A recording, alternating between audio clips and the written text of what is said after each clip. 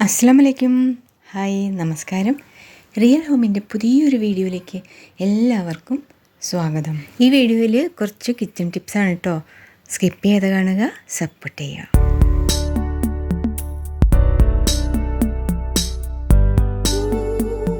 എനിക്ക് 2 ആഴ്ച വീട്ടിൽ നിന്നും മാറി നിൽക്കേണ്ടതായിട്ട് വന്നിട്ടുണ്ട്. നാട്ടിലായിരുന്നു.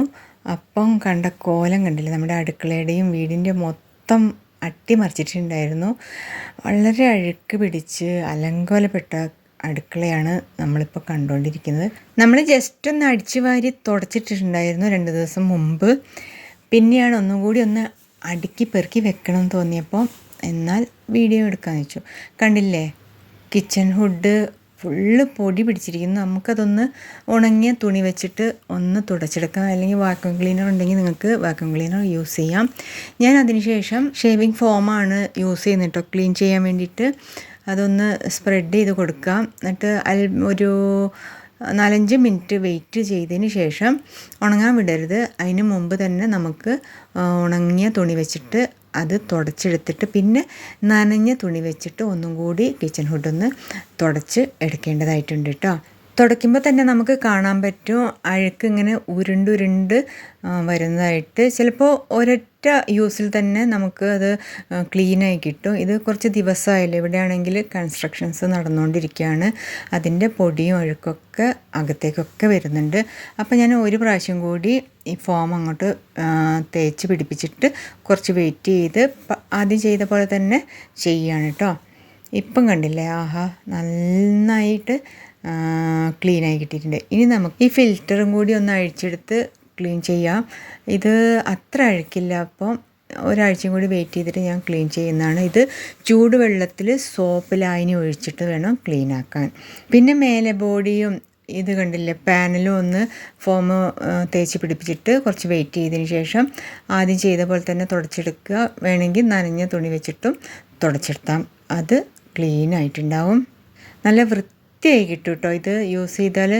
ഇതില്ലെങ്കിൽ കുറച്ച് സോപ്പ് വെള്ളം ആക്കിയിട്ടും നമുക്ക് തുടച്ചെടുക്കാം. പരമാവധി നമ്മൾ ഈ ഫോമാണ് യൂസ് ചെയ്യുന്നത് കേട്ടോ. ഇനിയിപ്പോൾ ഇവിടെ ഉള്ളതൊക്കെ ഒന്ന് അടുക്കി പെറുക്കി വെക്കേണ്ടതായിട്ടുണ്ട്, സാധനങ്ങളും കുപ്പിയും എല്ലാം. അപ്പോൾ ഫുള്ള് കിച്ചണ് എന്താ പറയുക, ഒരു യുദ്ധം നടന്ന പോലെയാണ്.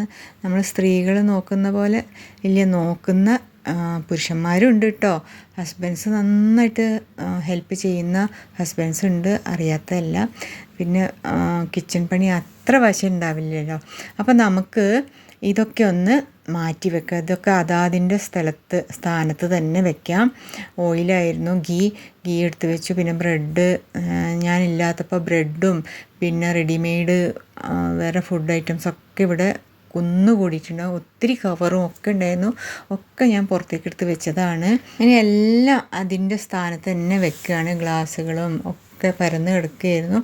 അത് കഴിഞ്ഞപ്പോഴാണ് കണ്ടില്ലേ, ഈ ഡോർമലൊക്കെ ചെളി പുരണ്ടിരിക്കുകയാണ്. നമുക്കിതൊന്ന് വിമ്മോ അങ്ങനത്തെ ലിക്വിഡ് ഉണ്ടല്ലോ പാത്രം കഴുകണം, അത് കുറച്ച് വെള്ളത്തിലാക്കിയിട്ട് നമുക്ക് ഇതിന്മേലൊക്കെ തേച്ചിട്ട് കുറച്ച് വെയിറ്റ് ചെയ്തതിന് ശേഷം ഒരു നനഞ്ഞ തുണി വെച്ചിട്ട് തുടച്ചെടുത്താൽ ക്ലീനായി കിട്ടും.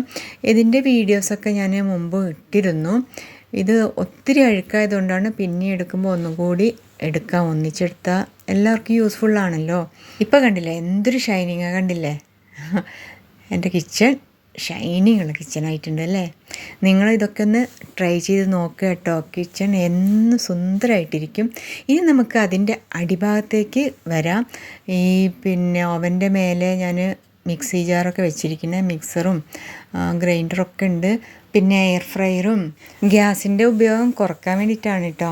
പക്ഷേ നന്നായിട്ട് ഇലക്ട്രിക് ബില്ല് അങ്ങോട്ട് കുത്തനെ കൂടും. കാരണം ഇപ്പം നല്ല ചൂടുമല്ലേ, എന്ത് ചെയ്യാൻ പറ്റും, ഫാനൊന്നും ഇടാതെ നമുക്ക് ജീവിക്കാൻ പറ്റില്ലല്ലോ. ഇനി നമുക്ക് ഈ ചുമരും കൗണ്ടർ ടോപ്പൊക്കെ ക്ലീൻ ആക്കണം. കണ്ടില്ല, വല്ലാതെ അഴുക്ക് പിടിച്ചിട്ടുണ്ട്. അപ്പോൾ ഇവിടെയും ഞാൻ സോപ്പ് ലായനി വെള്ളത്തിൽ മിക്സ് ചെയ്തിട്ട് അത് തന്നെയാണ് യൂസ് ചെയ്യുന്നത്.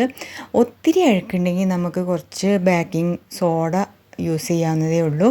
അതും വിനാഗിരിയും മിക്സ് ചെയ്തിട്ട് അത് തേച്ച് വെച്ചാലും നല്ല ഷൈനിങ്ങുള്ള നമ്മുടെ കിച്ചൺ സുന്ദരമായിട്ട് കിട്ടും. സ്വിച്ച് ബോർഡിലൊക്കെ ഷേവിങ് ഫോം തന്നെയാണ് യൂസ് ചെയ്യുന്നത്. നമ്മളിതൊക്കെ ക്ലീൻ ആക്കുന്നതിന് മുമ്പ് പവറൊന്ന് ഓഫ് ചെയ്താൽ അത്രയും നല്ലത്. ഇനിയിപ്പോൾ നമുക്ക് നമ്മുടെ സ്റ്റൗവാണ്. ഇത് അന്ന് അഴുക്കായതുപോലില്ല, കാരണം സ്റ്റൗവ് യൂസ് കുറവായിരുന്നു തോന്നുന്നു. അപ്പോൾ നമുക്കതിൽ കുറച്ച് വിനാഗിരിയും ബേക്കിംഗ് സോഡയും ലിക്വിഡ് സോപ്പും മിക്സ് ചെയ്തിട്ട് അതൊന്ന് തേച്ച് പിടിപ്പിക്കുക. വിനാഗിരി, അതായത് സുർക്ക യൂസ് ചെയ്ത് തീർന്നു കേട്ടോ. തൽക്കാലം ഇത്ര മതി, കാരണം അഴുക്കത്ര ഇല്ലല്ലോ. ഇത് നന്നായിട്ട് തേച്ച് വെച്ചതിന് ശേഷം കുറച്ച് വെയിറ്റ് ചെയ്യുക. അതിന് ശേഷം നമുക്ക് ഒരു തുണി വെച്ചിട്ട് നന്നായിട്ട് തുടച്ചെടുത്താൽ നമ്മുടെ സ്റ്റൗവ് കുട്ടപ്പനായിട്ടുണ്ടാവും. ഇനി കൗണ്ടർ ടോപ്പും ഒക്കെ ക്ലീൻ ചെയ്തു. കണ്ടില്ലേ, എൻ്റെ കിച്ചൺ നല്ലോണം വൃത്തിയായിട്ടുണ്ടല്ലേ. ഏതായാലും മേലെ ഭാഗമൊക്കെ ക്ലീനായി കിട്ടി. ഇനി അടിയിലത്തെ കബോർഡ്സൊക്കെ ആ ഡോറും ഷെൽഫിൻ്റെ അതൊക്കെ തുടച്ചെടുക്കണം. സോപ്പ് ലൈനി തന്നെയാണ് ശരണ കേട്ടോ. അത് വെച്ച് തുടച്ചതിന് ശേഷം ഉണങ്ങിയ തുണി കൊണ്ട് ഒന്ന് തുടച്ചാൽ അവിടെയൊക്കെ നന്നായിട്ട് വൃത്തിയായിട്ടുണ്ടാകും. ഇനി ഫ്ലോറാണ്. ഫ്ലോർ ഒന്ന് അടിച്ചു വാരിയിട്ട് നല്ലോണം ഒന്ന് തുടച്ചെടുക്കുക. അപ്പോൾ കിച്ചൺ ഫുള്ള് ക്ലീനാവും. പിന്നെ സിങ്ക്, അത് മറക്കരുത്. സിങ്കും കൂടി ഒന്ന് നല്ല രീതിയിൽ വൃത്തിയാക്കിയാൽ നമ്മുടെ പണി ഇന്നത്തോടെ കഴിയും. അപ്പോൾ അടിപൊളിയായിട്ടില്ലേ? നിങ്ങളൊന്ന് ട്രൈ ചെയ്യട്ടോ. നിങ്ങളിങ്ങനെ കുറേ ദിവസത്തേക്ക് വീട്ടിൽ നിന്ന് മാറി നിൽക്കുകയാണെങ്കിൽ തിരിച്ചു വരുമ്പോൾ ഇങ്ങനെയാണ് കോലമെങ്കിൽ നല്ല രീതിയിൽ പെട്ടെന്ന് തന്നെ നമുക്ക് ക്ലീൻ ചെയ്തെടുക്കാൻ പറ്റും. ഞാൻ പറഞ്ഞ രീതിയിൽ ചെയ്താൽ മതി കേട്ടോ.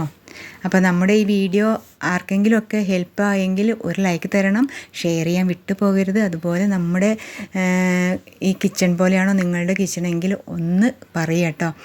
അപ്പോൾ അടുത്തൊരു നല്ലൊരു വീഡിയോ വരേക്കും അസ്സലാമു അലൈക്കും, നമസ്കാരം, bye. Thank you for watching my video.